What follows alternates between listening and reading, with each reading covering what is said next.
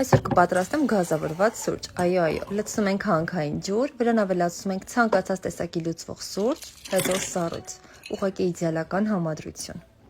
Իսկ սուրճի հետ կվայելեմ ամենահամեղ կորպուսային դեսերտները։ Լսեցիք չէ այս ձայնը, ամենահաճելին հենց սա է։ Դե միջուկն էլ դուք տեսեք։ Այնուհետև պիստակը, որը շատ հետաքրքիր համ ուներ, ինձ հիշեցրեց պիստակի պաղպաղակ։ Բալը, տեսքն ուղղակի հիասքանչ է։ Միջուկը էլի բնական բալից ու տեսեք լիությունը։ Բանանի համն ինձ հիշեցրեց ինչ-որ մանկության համ, որ ես այդպես էլ չկարողացա մտաբերել, թե ինչի համն էր։ Ամենասպասվածը ազնվամորին էր, էլի համը ուղղակի հիասքանչ, տեսքն էլ դուք տեսեք։